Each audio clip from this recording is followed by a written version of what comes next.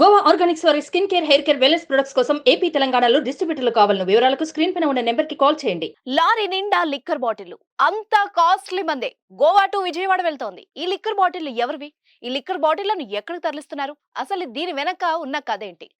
ఎరువుల మాటున అక్రమంగా ఈ లిక్కర్ను తరలించడం ప్రస్తుతం తెలంగాణలో తీవ్ర కలకలం సృష్టిస్తోంది. పోలింగ్ కు జస్ట్ 2 రోజుల ముందే పెద్ద మొత్తంలో మద్యం పట్టుబడడం చర్చకు దారితీస్తోంది. ఈ మద్యాన్ని ఎవరి కోసం రవాణా చేస్తున్నారనే ప్రస్తుతం ఉత్కంఠ నెలకొంది.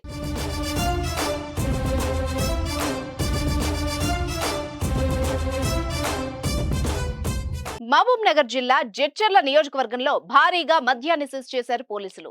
గోవా రాష్ట్రం నుంచి ఏపీ వెళ్తున్న ఓ లారీలో అక్రమంగా తరలిస్తున్న మద్యాన్ని పోలీసులు బాలానగర్ చౌరస్తాలో తనిఖీల్లో భాగంగా పట్టుకున్నారు.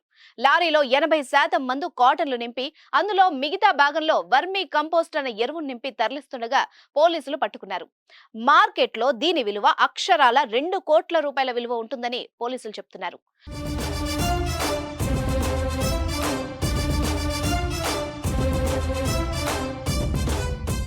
పుష్ప సినిమా స్టైల్లో పాల వ్యాన్ వాహనంలో ఎర్రచందనం స్మగ్లింగ్ ఎలా చేశారో పైన ఎరువును నింపి ఎరువు కింద మద్యం బాటిళ్లను నింపేశారు. తొలుత పోలీసులు ఎరువులు తరలిస్తున్నారని అనుకున్నారు. కాకపోతే లారీని అన్ని వైపుల నుంచి కొట్టి చూసినప్పుడే సౌండ్ మారడంతో పోలీసులకు అనుమానం వచ్చింది. వెంటనే లారీలో సరుకును కూడా చెక్ చేయడంతో మద్యం వ్యవహారం వెలుగు చూసింది. పట్టుకున్న మందు రాయల్ క్వీన్ 1200 కాటన్లు, రాయల్ బ్లూ 800 కాటన్స్ ఉన్నాయని పోలీసులు తెలిపారు. కాటన్ లో 48 సీసాలు ఉన్నాయని మహబూబ్ నగర్ జిల్లా డీఎస్పీ వెంకటేశ్వర్లు వివరాలు వెల్లడించారు. గోవా నుంచి ఏపీ తరలిస్తున్నట్టు తెలుస్తోంది. అయితే ఈ క్రమంలో కొందరు గోవా లిక్కర్ పై ఫోకస్ చేసినట్టు చెప్పుకొచ్చారు. కేసు నమోదు చేసుకుని దర్యాప్తు చేస్తున్నామని డీఎస్పీ వెంకటేశ్వర్లు తెలిపారు.